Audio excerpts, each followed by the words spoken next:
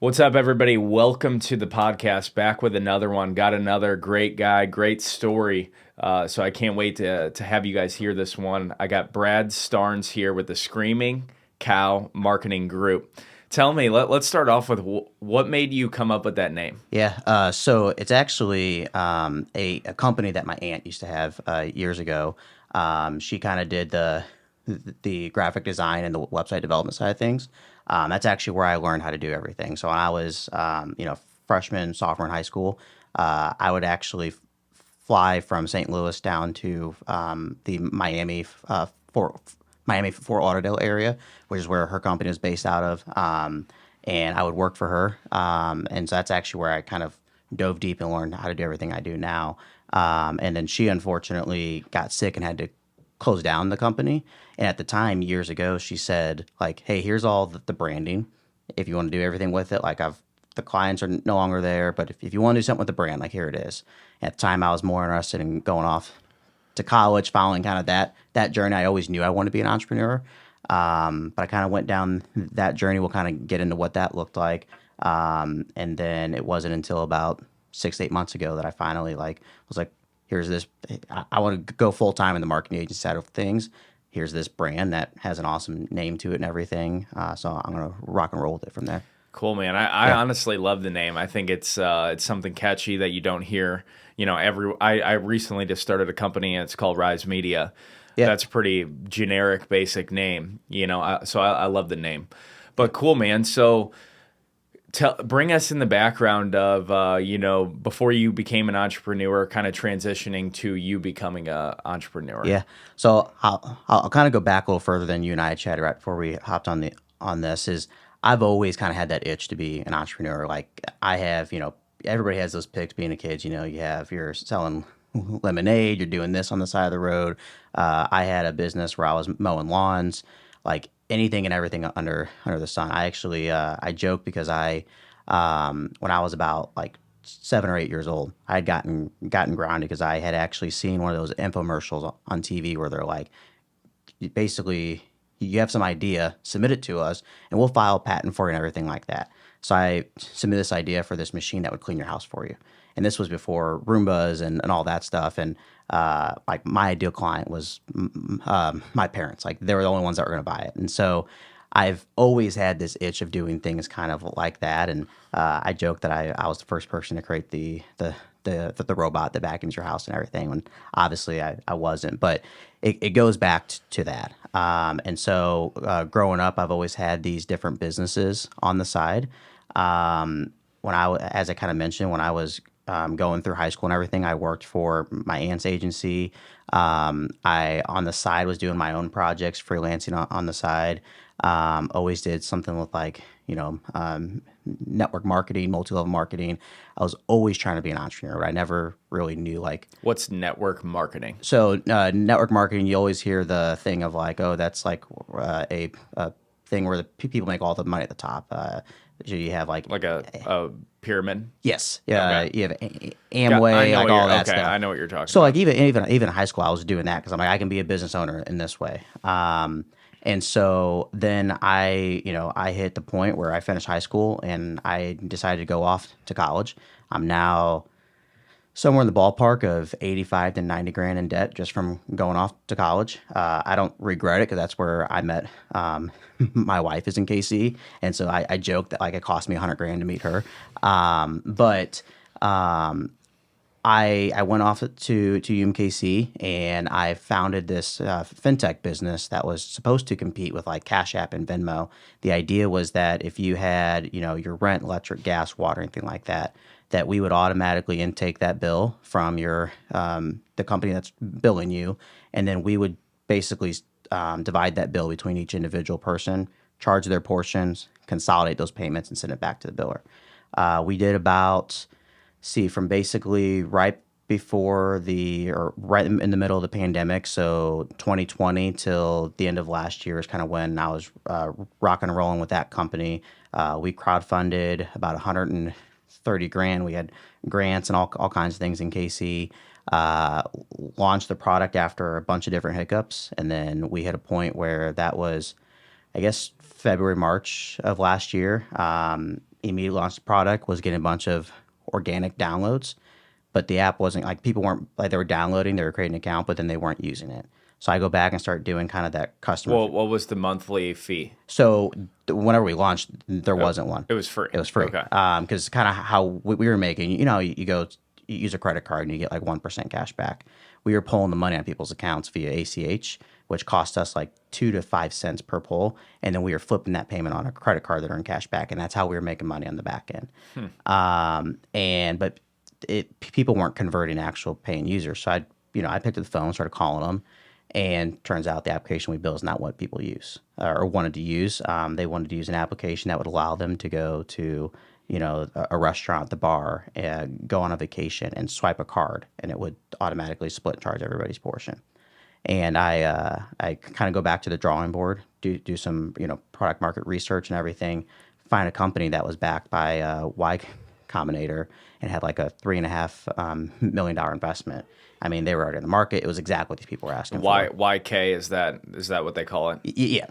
And that's like the big tech. Okay. Yeah. If you want to begin a company and you are on more of like the SaaS tech area, like that's kind of where you go. Like in the space that I'm in and where you're at now, you go like Apex, EO, like those certain things.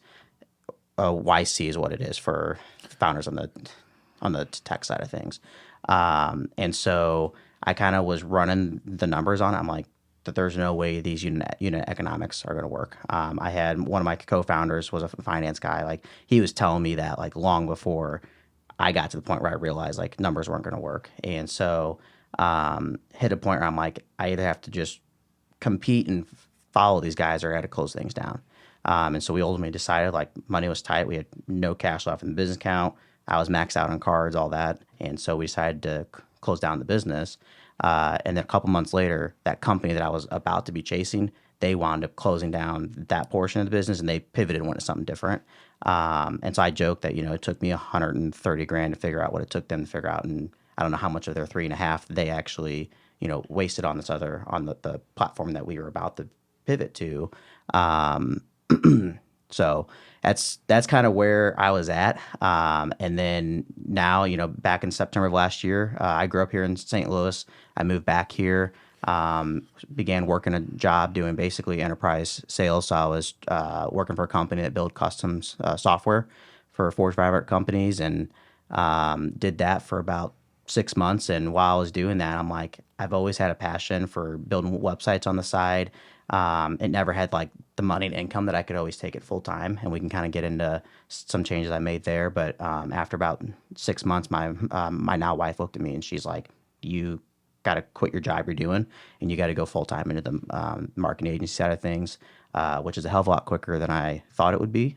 Because anybody who is the partner of somebody who's an entrepreneur knows that it can be absolutely hell at times. And the fact that she was like, within 6 months, like just go in. For it. Yeah. It was great. So yeah, it sounds like you got a great partner. Oh yeah, absolutely. So I want to go into this fintech business. Yeah. I think it's a genius idea, honestly. And I'm usually the guy, or I've been the guy who's like, I don't have the alligator arms at the table, right? Or I'm like, all right, fine, I'll take care of the bill, or say I'm paying rent, or just whatever expense it might be. And then I have to rely on people sending me that Venmo for 50% or whatever it is. And it's always a pain in the butt. You gotta text the people 25 times. They quit replying. So I think it's an amazing idea. Do you think that now that you've kind of gone through that side of things, do you think that if you were to go back, you could have made it work in any way? I imagine that if we would have pivoted into something different, we could have. I don't think the idea we had would have worked. One of the things I realized is people are caught up in their ways, and it's very hard to change the way people change, like the way they do things. You have to be able to quickly get somebody from point A to point B without really changing much of their habits. So like when Venmo came out years ago, it was basically the same concept of me giving you cash for something that you fronted, but now it's just on the phone. And so it didn't change the way people actually operated versus what I was trying to do is get them to link their account with their electric company up front and then, go and add all these settings and this and that. And people were like, no, like that's that is not what I want to do. But the company I mentioned that they pivot into something different. Like I'm sure if you've signed into any application that asks for your bank account data, like they use Plaid or there's a couple different providers out there. There's like three or four who allow you to like sign in your bank, and then it sends all of like your bank transactions and all that. So they basically pivoted into a business where they are one API that allows you to connect to all four of those companies into your application. So that way you can kind of give the most coverage to all of your customers. And so I'm sure I could have made a pivot like that.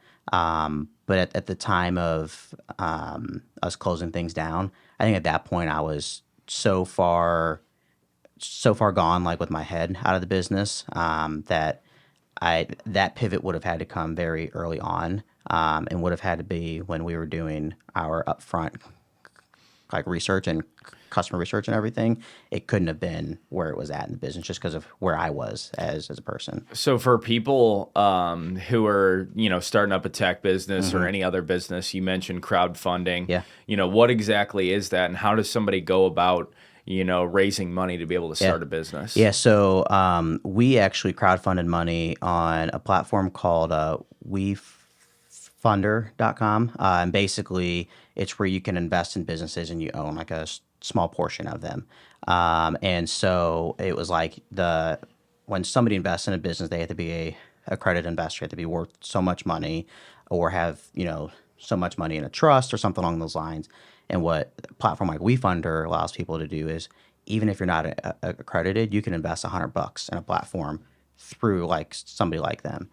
And so it's real easy to go on and invest in companies. It's a little bit harder to get listed as a company, but as long as you have the financials, the business plan, like they'll essentially let anybody go on the platform. But then you have to set a goal. And if you don't reach that goal, then you don't get all the investment dollars. Do you know how many investors there were in the business? We had about 113, which is what was intriguing about the crowdfunding platform. Because if you think of like your cap table and everything with the business, 113 people on a cap table is a lot to manage. Any other future investor we would have worked with would have been like, hell no, like we're not working with you. So what WeFunder also does is they essentially put all those investors through their campaign into one like virtual LLC, and then that LLC is what's invested in your business. So I had one entity, the WeFunder campaign, on our cap table, and then if we were at the point of which we would have made money, paid out dividends, we would have paid out money to that LLC, and then WeFunder would have basically said, hey, you get this amount, you get this amount from there. So it's amazing hearing about all these different businesses that people start, like yours and the what is it called? The We funding? Yeah. Okay. Yeah, cool, man. Yeah. Okay, so your back's up against the wall. You were in some debt, and your wife, she got laid off, correct? Or she already had her job, and then she said go all in. That's right. Yeah. So so at the time, September of last year, whenever we decided to move from Kansas City to St. Louis, she was working for a company in KC, and we decided to move back here. That's where I took my full-time job. And then in March of this year is when we hit the point of where it was like, how much you making at your with your side business, which is now my marketing agency. Where are you looking at the next 4-6 months? And we looked at the numbers. It was about, I was on a base plus commission job. It was about half of what my base was. I was there so early, I wasn't really making a ton of commission, so we kind of took that out of the equation. And she was like, well, I'm on a job that we have a contract with the government, so the odds of, like, the economy's not looking good. The odds of me getting laid off like are pretty slim. Like, you need to go leave your job and go all in on this marketing agency. And she looked at me, she goes, you've been dabbling your feet in doing this even as a side business since I met you. And she's like, now's the time that you like actually go all in on it.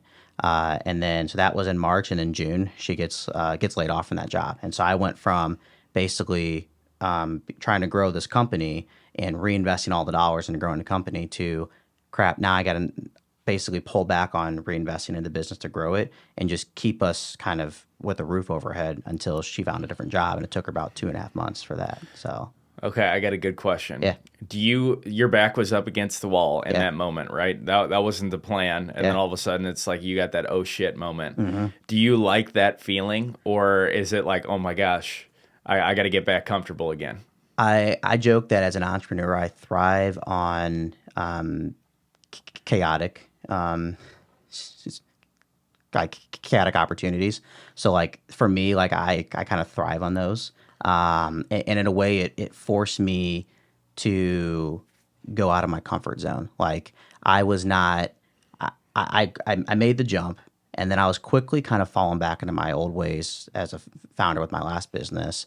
And I wasn't doing things like getting on podcasts. I was not going out and trying to record or post content. I to this day am having trouble with that, but I'm getting better towards that.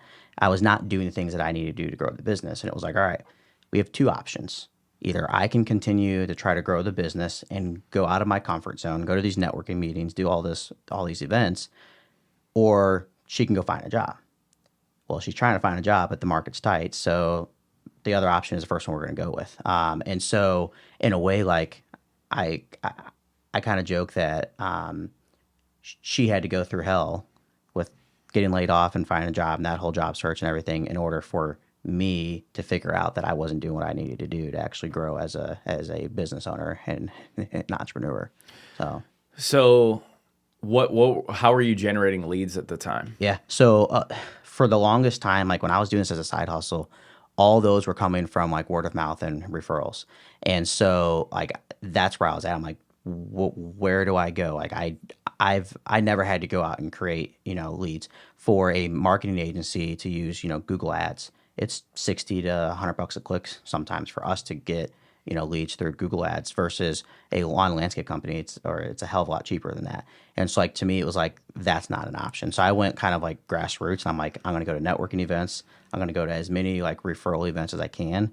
And then we actually went down a route of doing white label work for other agencies. So I know a couple agency owners in KC. I basically called them up and I'm like, hey, here's what's going on. If you guys have any extra work, like I want to treat your client as one of our clients, but it'll be through you guys. It'll be completely white label. And so that was actually what got us through the last couple months. And one of our last few white label projects is finishing up right now. And then it's like, I'm in that mode now where it's like, let me pivot back to where I was beginning at the beginning of this year and full like direct to my client.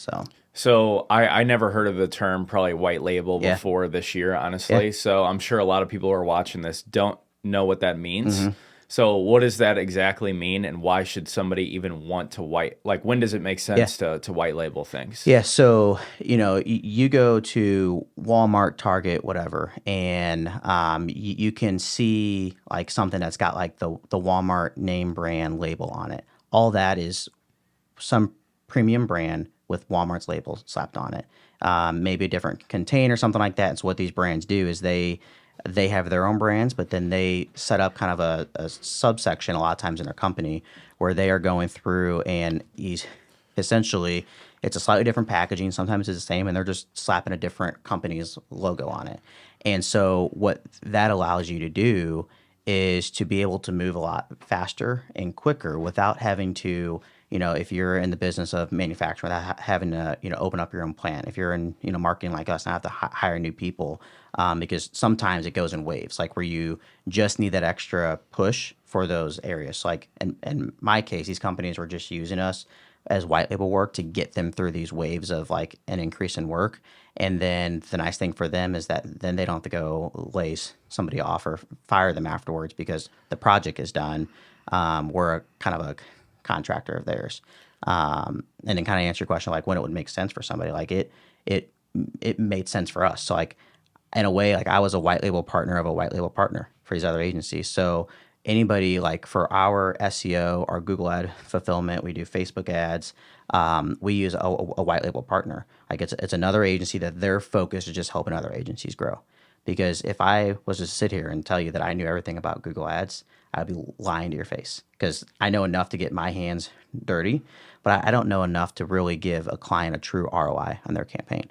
And so for me, I had to make the choice. Do I go out and try to, like when I'm going full time in this, do I try to hire my own people, or do I try to contract this all out to some freelancer, but then they're not, somebody that I can depend on all the time? or there's this middle in the ground, which is white label. And so I kind of mainly chose the white label side of things. And then now I have a few people in the Philippines who actually work for us who are doing some of the execution work. So our agency is right now is a hybrid between the two. And my goal is to get to where we have everybody that is in house for us, but the company that we chose, it doesn't affect our customers' results or how they interact with us just because we're using a white label Yeah. company. Right. So I'm going to give I actually love the Walmart example. yeah, I never even thought of that. That's actually like tangible products there. I'm going to give another good example of yeah, white labeling for even my company of like Junk Academy, where we yeah, help people start and scale their own junk removal companies is, they pay a consulting fee on the front end. yep, They all need a website. They all need ads ran. They all need a logo. They need tons of different things, right? Maybe even they need a truck to where say I don't have the resources or the knowledge to be able to build a website for them or ads or whatever, I could go to you or I could go to another marketing company and say, hey, basically, can I white label your yep, service to where I can be the salesman on the front end yep, and then I hire you guys on the back end or I hire another marketing company on the back end and I could make a spread. And in my opinion, that's why a lot of people would want to even white label right, because I don't have the knowledge or the resources to be able just to hire a team immediately and start crushing it. So I at least can start capitalizing and I either get the benefit out of it, yeah, right? Or the branding out of it. But I'm also carrying, I also have my name on the line. right, It's not your name on the line, it's right, my name. yeah, yeah, and it's a concept of growth. Like for me, I look at it and I'm making about half of the margins I should be right now as an agency. So one, it's hard for me to grow in that case because I don't have as much money to reinvest. But at the same time, it costs me a hell of a lot more right now to go out and hire my own team. Then I have to go through the kinks of basically leading and managing my own team versus I can just grow, grow, grow. I don't have to worry about the hiring aspect of people, finding the right talent, all that. I let this white label provider who handles some of that fulfillment do all that. But eventually I'll hit a point where it's like, okay, now to even basically go from like this growth to go like this, I'm gonna have to now start hiring people and bringing them in house and start transitioning that. And so that's been my goal from all along. It's like I'm a white label until I need to hire. Right. So Okay. yeah. Cool, man. What kind of companies do you work with? Yeah, so when I first began, I was all over the place. You work with a mom and pop shop, you work with a fintech company, you work with a roofer, whatever. And so we've recently narrowed down where we work primarily with home service companies and attorneys, CPAs, that kind of stuff. So that's kind of the two areas that we're down. Anybody outside of that, we try not to work with, but we will. Like I won't turn somebody down if they have the budget, they're the right client, they work with our culture, all that stuff. But I will. Most of our marketing is just targeted at those two areas. So there's a lot of marketing companies out Mm-hmm. there. I would say it's more of a saturated business. You go online, how to make $10,000 Yep. a month. Marketing business is probably going to be Mm-hmm. one of them, or SMMA and Yeah. fancy terms.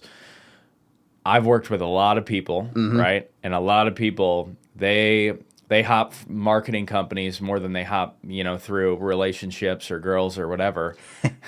So why do you think these people are constantly hiring new marketing companies?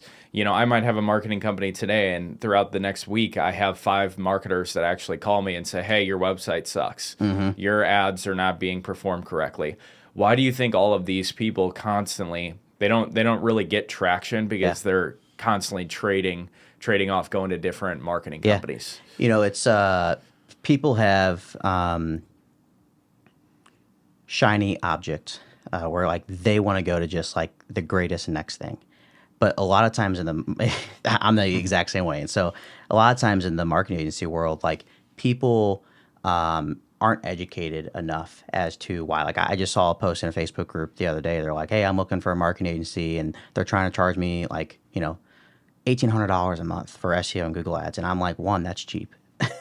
Like, Yeah, that's probably $2,300 to yeah, $2,500 service yeah, right there. exactly. And so I'm like, one, that's cheap. But that person just did not know the value behind it. And probably some of that with other people when they're jumping from agency to agency, it's they're not being educated enough. So like if I have somebody who's with us for 3 months, they're with us for 3 years, I want them to leave. If they leave to go work with another agency or they leave to bring it in house, I want them to leave educated. Like that's the most important thing to me is that they felt they had a relationship with us and that they were educated in what they're doing. Like they should know enough to get their hands dirty if they need to, and to know that they're not kind of being effed over in a way. Like everybody takes a accounting class, in high school and everything. That's to if you're a business owner or you're doing your own taxes or anything, like to have enough knowledge that like when you go to hire an accountant or a CPA, like you at least know enough about the numbers and how it works that like you know you're not being fooled in a way. So I think the education piece is the biggest part of it.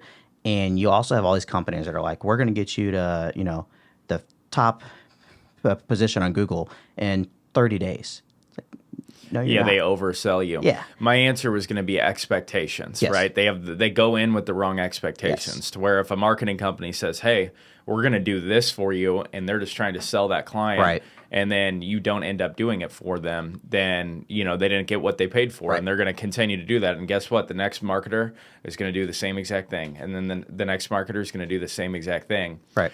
Where I feel like, because I have to help people with marketing businesses, pair them up with the right ones where I'm constantly going through that, and what I try to push on these people is give them the right expectations from the get-go. I like a lot of people, they, will hire a company for SEO and then they switch, Yep. and then they switch and then they switch where they're just like, they're spending all this money. Yep.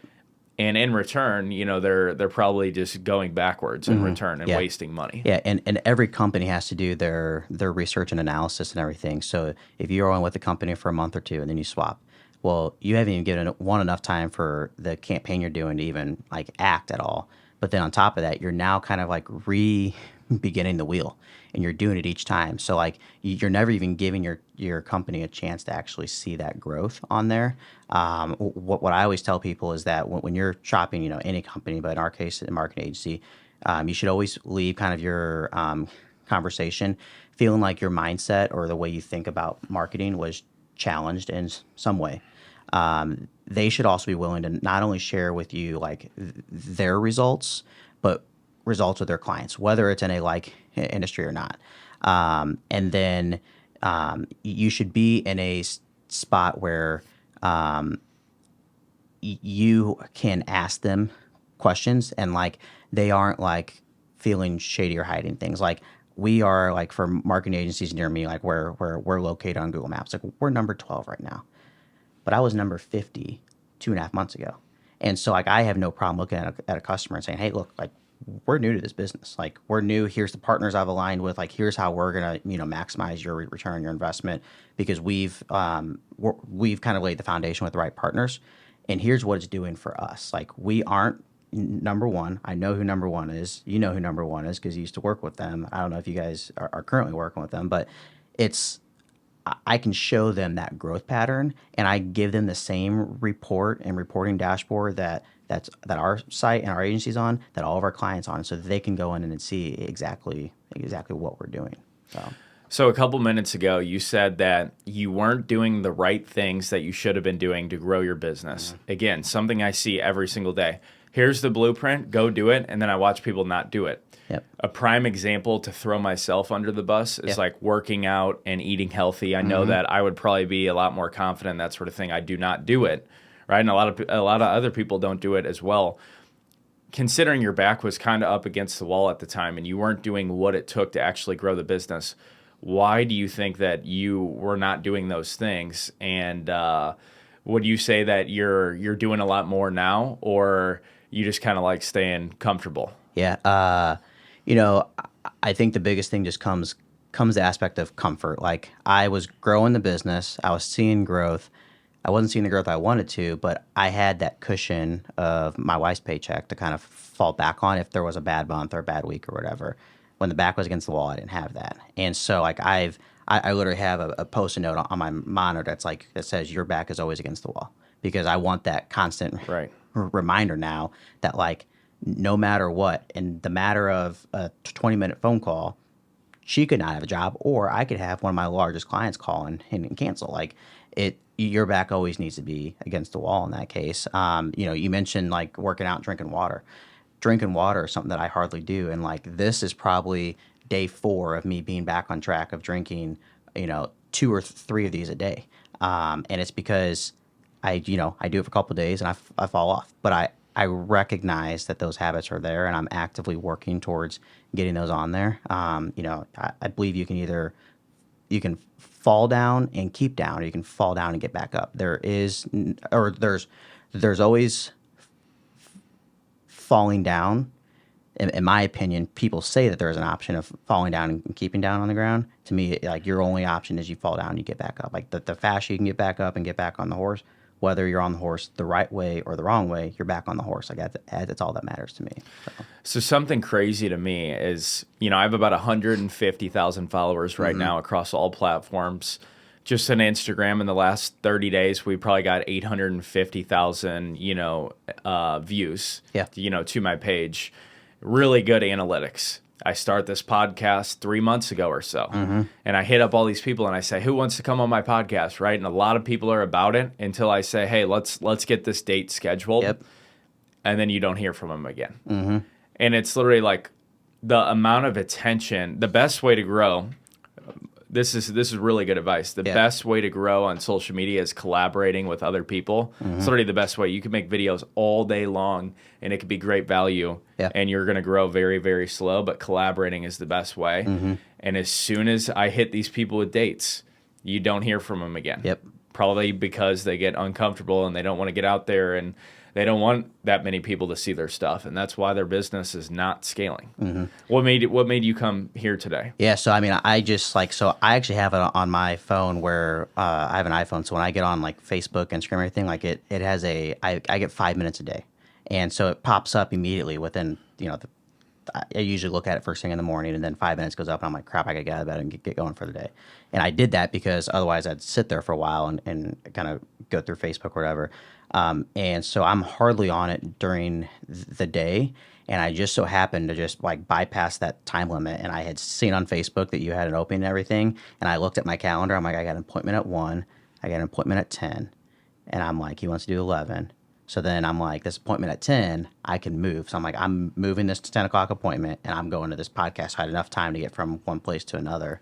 But your comment of like basically the best way to grow is by, collaborating with people. Like the moment I had seen you launch a podcast, like that was my either second or third comment on one of your posts looking for podcast guests, because it was like I wanted to get on his podcast, because the moment that I'm on his podcast, hopefully then people start, liking my posts and following my posts and everything from there. So yeah. Mr. Insurance is going to have to pay me for that advertisement right there. Let's make sure we send him the clip there.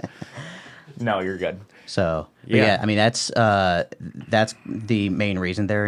I mentioned when we were getting going that I have a slight impediment with anything with coming to S's and T's and all that, and that set me back a while, because it was like I didn't want to get on a podcast or a radio broadcast or whatever and have people like wondering like, why is this guy just like sitting there with his mouth open for 5 to 10 seconds because he can't get a word out? Like, and that's just something that I've had to get over. And it was like the only way that I could force myself out of it was just doing it and doing it. So what's crazy is that's not something I noticed from you whatsoever, but that's probably in your head all day long, especially when you're on a podcast. Right. And I've had those things myself, and I've got to the point where I just really do not care what anybody thinks of me whatsoever. There's times where it'll get to me and then I got to slap myself into shape. But like my teeth don't even line up with my nose. I stutter as well. I'm not some tan guy with, I've got acne. I've got all these different things. Right. And that's why I didn't take action. That's why I didn't go walk up to the person I wanted to talk to. That's why a lot of people, they don't walk up to the girl that maybe they think is good looking. The first video that I ever posted on social media, I knew a long time before that social media was booming, and I should have been posting content, right? Whether I had knowledge in anything, I should have been posting content, whether it was dancing videos or finance or whatever. And I didn't. And once I made the decision, I'm going to start posting content, Yep. I bought a ring light, I set up my phone, and I sat in front of that ring light for at least 45 minutes. And I shot over 45 videos. Oh yeah. And I was like, just the video was terrible. It was terrible. And I see this happen every single day is people will film a great video, Yep. right? And they nitpick everything. You know, I would stutter. I would do whatever. Maybe it was editing. I wasn't the best editor, and I would film for 45 minutes to where it'd take me 45 minutes to get one video that I potentially liked, and it still wasn't perfect. Yeah. To where then I go post that video. Well, you see all the big time players out there, they're posting 3 times a day, 5 times a day. Well, knowing that it took me 45 minutes to get one video, to post 3 times a day, it'd take me 2 to 3 hours. Yep. That's why a lot of people don't post content. And I made the decision right then and there that I want to be normal, right? Yeah. I don't need to be some movie star Yep. that, you know, we get it, we film until we get it right. Like I want to be raw, I want it to be real. I want people to see the real side of me. Yep. Because that, you know, it's so efficient. Yeah. So when I made that decision of like, hey, I'm going to start posting a couple times a day, I grabbed my phone. I didn't need a $60,000 camera. Right. I didn't need, you know, all this different stuff. I just picked up the phone and I started posting the content and getting it out there. And, you know, I got a video that got 175,000 views with my phone with terrible editing. And that's really all you need. Yep. It was probably the first take as well. Yeah. Yeah. And it's also getting out of doing that work yourself. Like I'm right now I'm looking at bringing on a couple of VAs to actually handle like recording content, and then I just hand off the video. I don't even go back and watch it. Like this is where I'm getting to, and then I have somebody who actually goes in and like edits the video and like cuts it up and everything like that, and then somebody who's going to be responsible for actually posting that content. Then I am completely removed from the emotional aspect of, oh, I don't look good, or I effed up this word or whatever. Like let the person who has no emotion to me, who's my video editor, do that, and then let the person who is the one who's actually posting and coordinating the content to be the one who's actually posting things. And so I've been doing a bunch of trainings. I try to do at least one webinar training a week for kind of like self-growth and everything. And I learned that from one of those. And so I just got back from my honeymoon, I guess 2 weeks ago. So like in the last 2 weeks, it's been like, all right, the wife has a job now. I'm back in growth mode. I got some of these white label projects that are finishing up. We're going to get them kind of in the past. Where can I start doing some of these things and start optimizing things as fast as possible? Because if I'm recording for 45 minutes and then I'm editing and then I'm posting and then having to figure out the caption and all that, that's 2.5, 3 hours of my day just trying to post 1 or 2 videos versus I could record and then it's just gone. Right. So there's something that I want to bring up that's, you know, a little similar to what we're talking about. And my dad watches these podcasts. He's like, "Oh, that's a great podcast. You know, I can't believe, I can't believe you're able to do that stuff." Right. You know, and he tells me that, and I'm thinking in my head, well, you could do it too. Yep. You just don't believe that you can do it, right?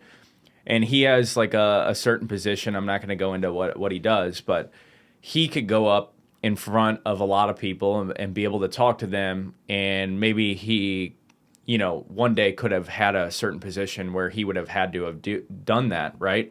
But he probably didn't shoot for that specific position because of the things that it would have had to have take, right? And most people are that way. To where if you had to go speak in front of 100 people, well, I'm not good at that, right? Yeah. No, it's you're uncomfortable and you want to stay comfortable. Yep. And he said, "Kyle, listen to this." That we just had this conversation a couple weeks ago. He said, "Kyle, listen to this.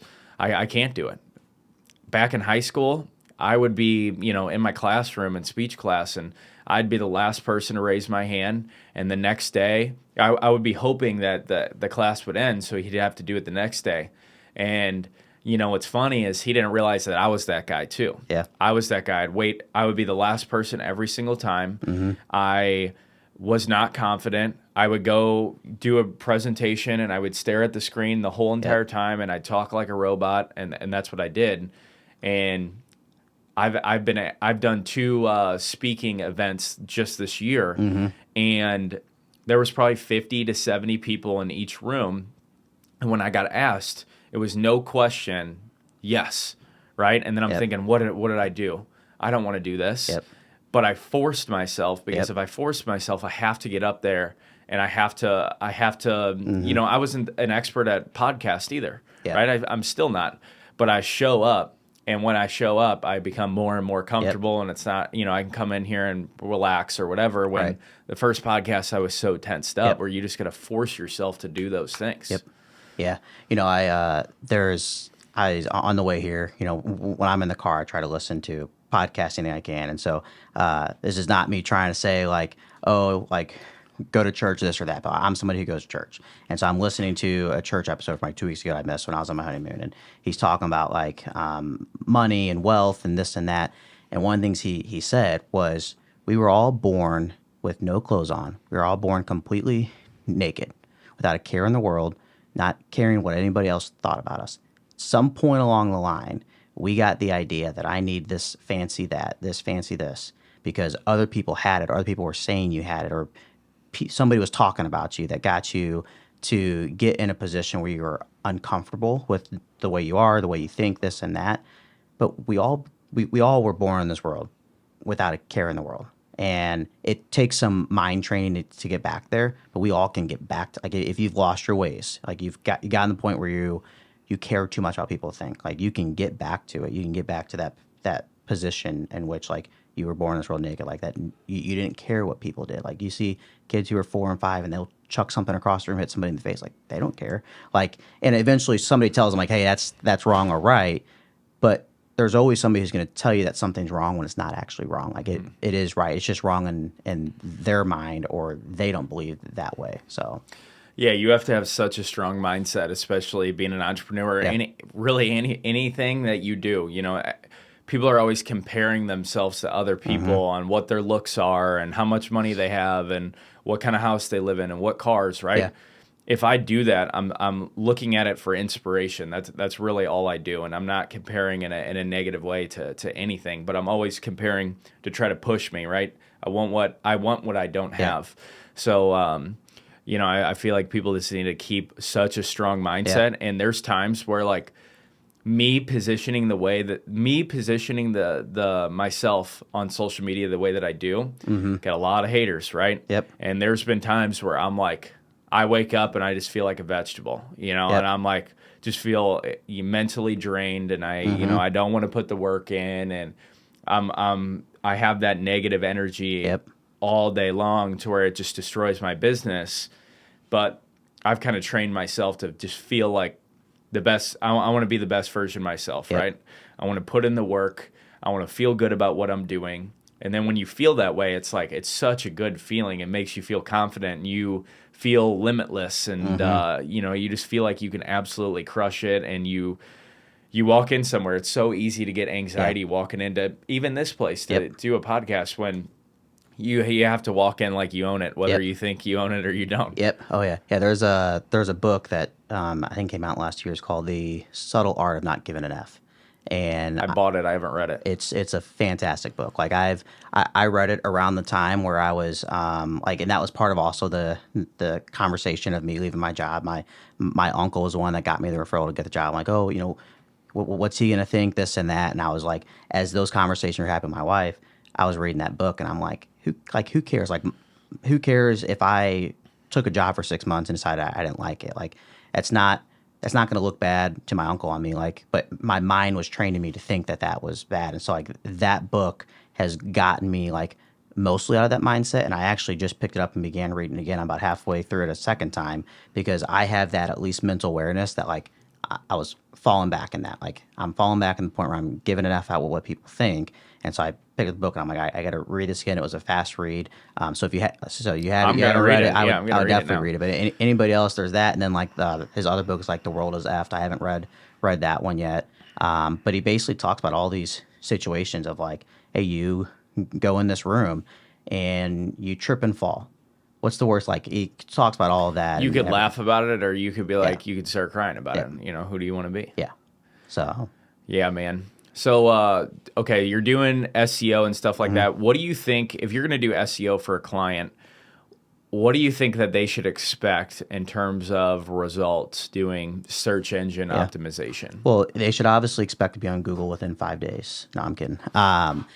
It's if a client's coming to me to work with me, one of the things that we look at is we first outline kind of what the expectation of timelines is going to look like. Like you aren't going to see results overnight. We have we use a software called Monday.com for our project management software. Yeah, I started using that as well. Fantastic. And so we have it set up with automation. So as soon as a task is marked done, the client gets an email from Monday.com that says like, "Hey, this task has been done." But they can see we only plan 90 days in advance for our SEO campaigns because the market's changing right now more than it was a month ago, and so they can see kind of their last month, last 6 months, whatever it is that they were working with us, like what the results are like in terms of task. And they can also see like what the next 1 to 3 months, depending where they are in that quarter. And so then like if there's things like changing content in the site, we do it all in Excel, and then we share that sheet with them of like, hey, here's your new meta title, here's all these things. And rather than us hopping on a call with them, like we will, as soon as that's marked as like, hey, it's pending review, they get an email that the subject line says like, hey, this is pending your review. And there's automation stuff that like remind them of like, hey, we're waiting on this. And so we do that so they can see kind of everything that we're working on. They aren't just left in the dark of like, hey, here's, this campaign's gonna take 6 months. We'll see you in 6 months, or we'll see you on that like monthly call. Like it kind of gives them those checkpoints in between those monthly calls that we do. And then we have like a live reporting dashboard. So I have the conversation with the clients like, hey, you're going to see this on Monday and you're going to be up 12 positions on Google. You're going to see it on Thursday, you're going to be down 40 positions. Like it changes day by day. We actually are going through right now, we're thinking about reducing that. It's like a week by week report just because it changes so much like day by day. But they can expect kind of like full transparency and full visibility on everything that we're doing. And I did that for a reason because that's, you asked earlier about like jumping from agency to agency. When people do that, a lot of times it's, one, it's the expectations, but it's also like how transparent and clear people are about what's going on in the background. And so that's kind of all that they can expect on kind of like the work and execution side of things. And then every quarter we're actually going through and like re-looking at like where the market is, is there some changes in season. So I have a lawn landscape client in KC. Like right now we're not doing it. Like they just onboarded, I guess we're looking at 2 months ago. From the beginning of the campaign, we're not looking at, lawn maintenance, like any of like their summer tasks. Like they do holiday light hang up. They do where they put in like retaining walls. Like there's a lot of high dollar fall and winter tasks that they do that it was like, all right, like if we're doing this, like we gotta, like you guys gotta start implementing this now, and we're looking at doing the SEO work for there. But as soon as we start hitting into that season and we're getting the end of that season, it's not worth us doing the SEO work on that. Like we got to start looking at like what's going to be like March, April, May timeframe. And so we'll also begin looking at some of those aspects with the client as well. We actually have like a video onboarding process where they can do like their onboarding call with us on Zoom, in person, whatever. But this video onboarding is nice because we have pre-recorded videos of like us going through and saying like, hey, here's our question, here's what we mean, here's what we're really looking for. So in St. Louis, people will also reference St. Louis as STL. And so what that allows us to do is we kind of have those questions in there. So if we have a client in Phoenix or Fort Lauderdale or whatever, like we can then really know about like what their local like SEO is like, because they're saying to us like, hey, people in our town don't reference us as St. Louis a lot of times. A lot of times it's STL.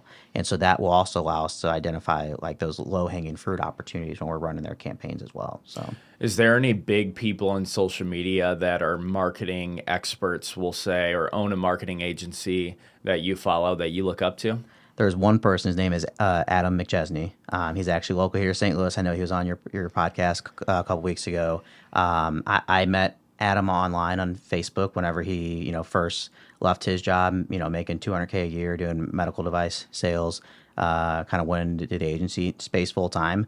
And the funny part is I've been doing like the website development side of things. This goes back to like that grit and everything. I've been doing it longer than Adam, but Adam had, and probably to this day, he does have more grit and determination than I do. He's a stud. He is. He puts in the work. Right. And so I'm like, I got to learn from Adam. So not only do I follow him on social media, he launched a coaching program here in KC to coach like business owners. Like he's very against like teaching like marketing agency owners.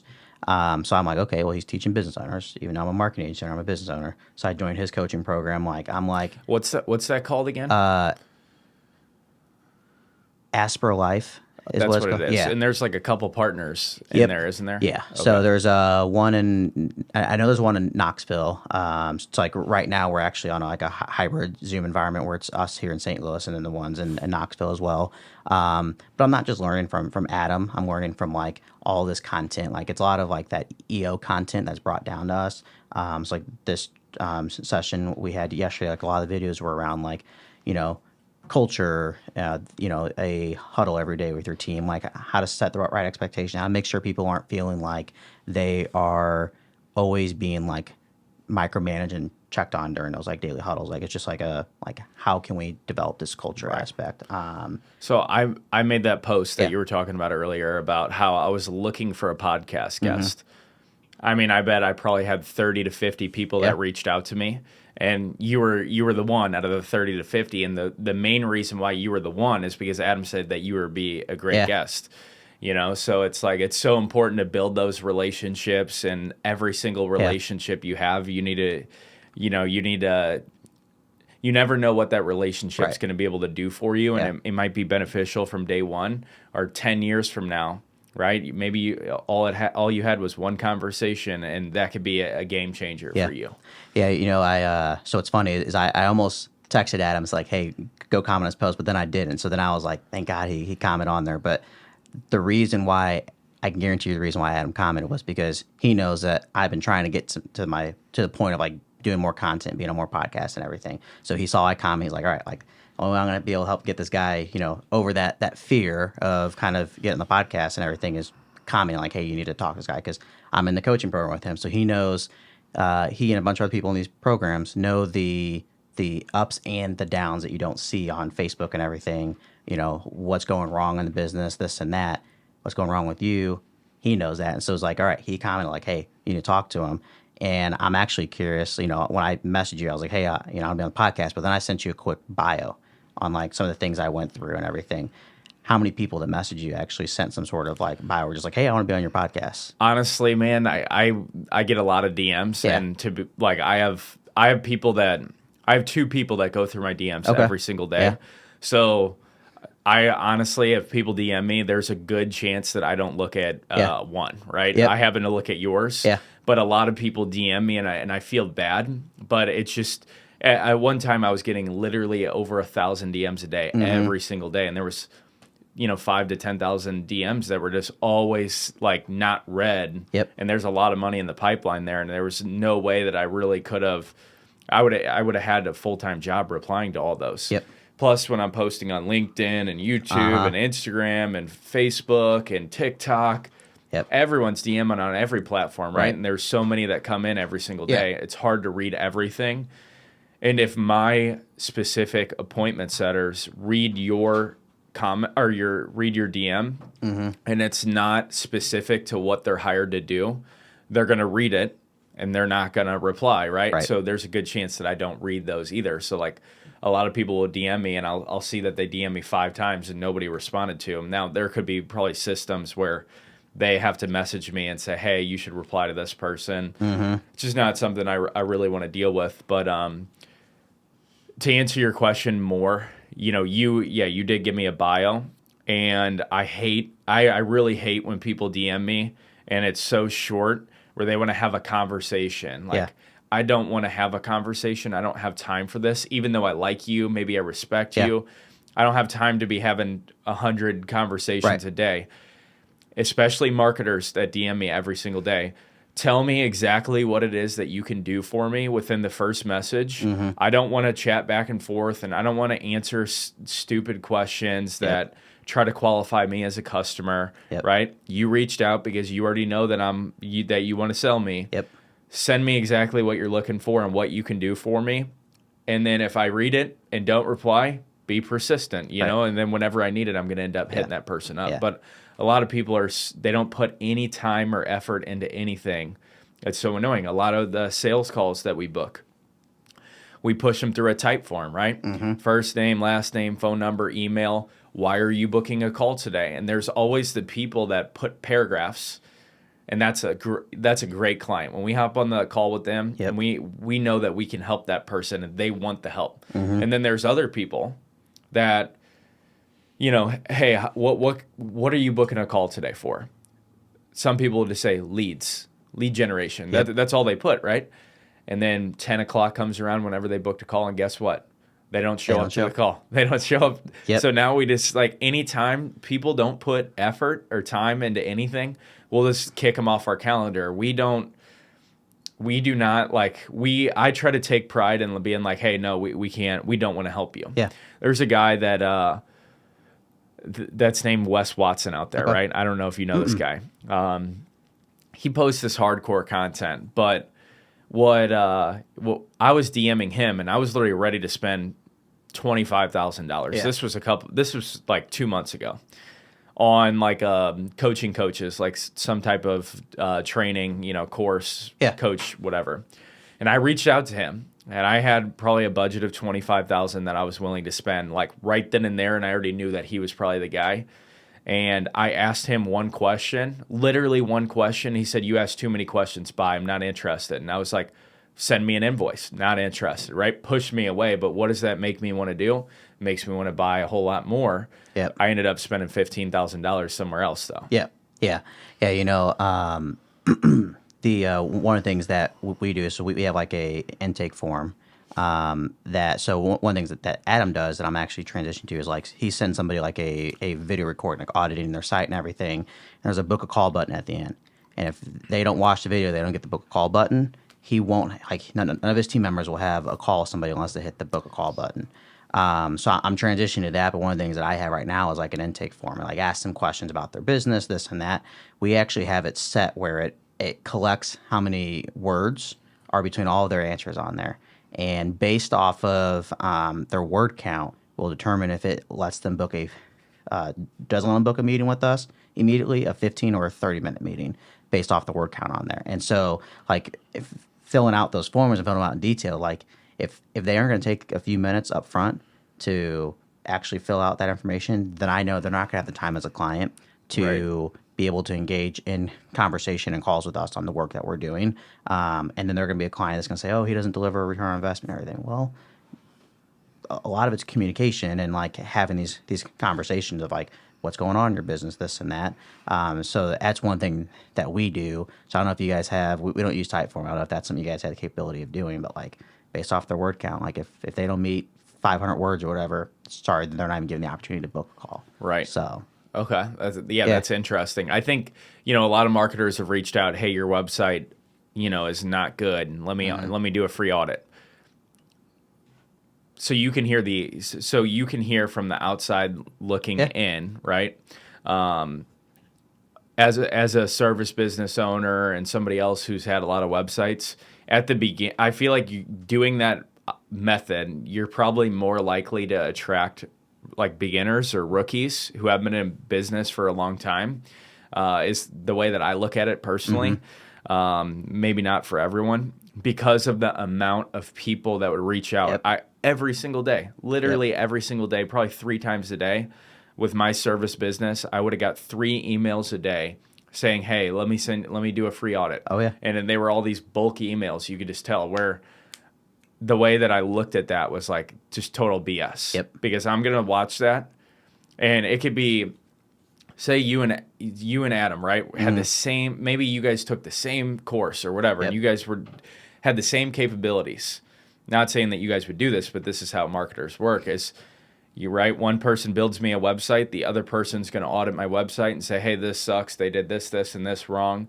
And then that person would say the same exact thing. To where an audit's not, they're not going to make an audit and be like, "Hey, your website actually looks amazing."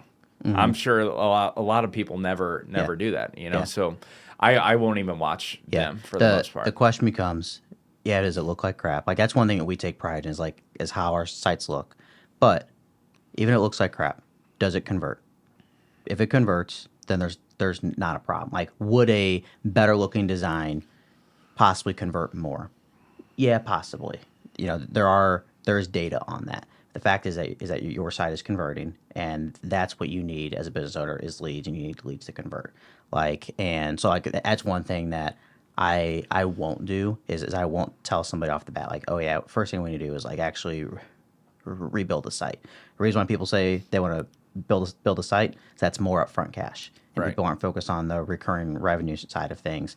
And like, I'm more focused on like, how can I help you build, a return on your investment, not now, but long term. Like, I want you to be 6 months from now, a year from now, 18 months from now, looking back and thinking to yourself, like, I am glad that I did this. And I don't regret a single ounce of anything that I've done these last 18 months with this company. So, I think the reason why Adam is like highly recommended yeah. and that sort of thing, and this goes for any business, for anybody who's watching, is like he posts every single day, and he's been doing this for 4 years now, right? Yep. Right around 4 years, posting every single day, right? He's taking care of his clients. He's a good guy, Yep. and he puts in the work every single day. And since everyone has seen his content throughout a long period of time, when somebody needs a website built, when somebody needs SEO or paid per click, you go and look at the comments, his name's going to be there a couple times, to where that, like, he doesn't need to be running paid traffic to be getting new clients because of like the word of mouth that's actually there,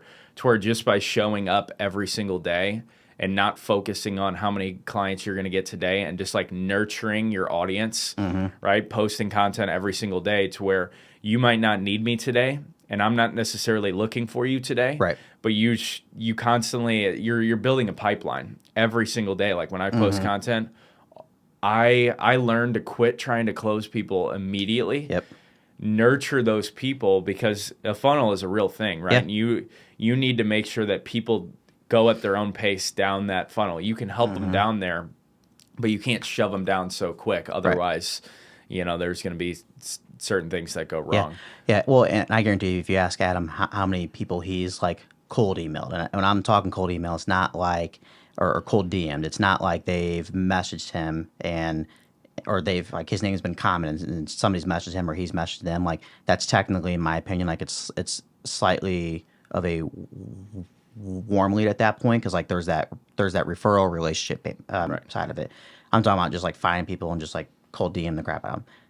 If any, it's very minimal, and it's the content, and people are DMing him, and like I'm sure you get this all the time, is like the business doesn't happen in the comments on the post. Like, the people who are actually like converting, becoming clients and customers of yours, they're probably the ones that are DMing you directly. They're not actually commenting on his post. So you'll see somebody's post, they have like 8 or 12 or 50 or 100 likes on there, and I guarantee you that post probably got more leads out of it in the DMs than somebody's post who had 5,000 or 10,000 views. That was just a very large, like, wide net audience on there. So one of my buddies, he said, Kyle, my buddy, he has way less followers than you, and he said, hey, do you think that Kyle guy bought followers on Instagram, because I'm getting more likes than him? I don't know what this guy's account is, but he was like, people view his content out of envy, not yours. So when you have like a smaller audience, everyone, you're probably close. You probably have a really close audience that's nurtured, that's just a strong audience, where when you have so many different people, a lot of people aren't even going to see that post, so... But so how many clients are you guys managing right now, and what kind of revenue do you think that you'll see this year? Yeah. So we have about 15 clients that we're managing right now, and those range from all different sizes. I have some that are just on like some small maintenance plans. Like, we're not even doing the marketing aspect for them, but they want us there if like they're a nonprofit, and if they need some content change, like we're on that kind of retainer aspect with them. Then I got some that we're doing like the SEO and Google ads for. We're on track this year to be right about 6 figs or so is where we're looking at this year. And that's looking at me basically going full-time in the business at the end of March. So let's call it April 1st. And so now that we're out of the whole job situation with my wife and everything, like, my goal is actually to get that well above 6 figs between now and the end of the year. So that's some things I'm working on right now. I was like, hey, I guess we're looking at right at 2.5 months. I got 2.5 months left in the year. Like, how can I maximize? If you think about the holidays, we really have 2 months left in the year. And so that's where I'm looking at now. We've talked about Adam. I'm sure Adam should probably write us a check for how much we've like given his name out and everything. He's gonna love this one. Oh yeah. But that's one of the reasons why I'm learning from him, is like, because he took his business from nothing to like 1.2 mil in 18 months. Like, I'm already behind on that, but just because you're behind doesn't mean you can't get caught up. And so, like, yeah, of course, that's and you're my learning angle from him now. Yeah. So Cool, man. I give you mad props because it's it's definitely not easy, Yeah. especially in a short time Oh frame to yeah. scale to six figures in a year. And a lot of people want to get rich overnight, and it's just not that practical. What is your where do you plan on taking things from here before we wrap up? And also, what kind of advice would you give to the audience who are looking to just see some sort of success in their Yeah. life? So, one of my goals as a business owner is not necessarily to look at the growth in terms of like how much money we're making, how many clients we have, anything like this, but how many lives we're impacting. Like I'm looking to grow a business where I can hire in people that I can change and impact their lives. Like that's what I'm looking for, whether that's domestic or international. We kind of talked about, how anybody who's client facing is domestic in our team, and then anybody who does more of the fulfillment side is international. But like, I don't want international work because it's cheap. Like I want international work because I've seen the quality of work they do. I've seen kind of how much grit they have as individuals and how much lack of opportunity that sometimes they get. And I want to be able to kind of be a path for that. So like that's kind of like my goal. That's where I'm focused at now. As long as I have that in mind, the business is going to grow, twofold, fourfold, tenfold every single year, month over month. What I'd say as advice to people is like, just because you got down or you got knocked down doesn't mean you have to stay down in a way. Like, you, everybody has the opportunity to kind of get back on the horse. But what people get wrong is they think they have to get back on the horse the right way, facing the way that the horse's head is, the horse is going. You can get back on the horse and face the opposite way where you can't see the head, the horse is, going this way and you're just looking in the back. But as long as you're back on the horse, like that's all that matters. And so if you had a bad day, a bad hour, and you got knocked down, like just get back on the horse. I look at where I've been the last, I guess we're going on year and a half. Like there has been time after time after time that it's like, damn, I'm getting knocked down again. Damn, I'm getting knocked down again. But every time I've been knocked down, I've come out better and bigger than before. And so I'm kind of like, bring it on. Like you want to knock me down again? Like let's do it because I'll get knocked down and I'll get right back up. I'll get knocked down and get right back up. So that's the advice that I can give to anybody, and then also just to be willing to learn from those actions or mistakes that you make. A lot of times people will make these mistakes and then they won't learn from them.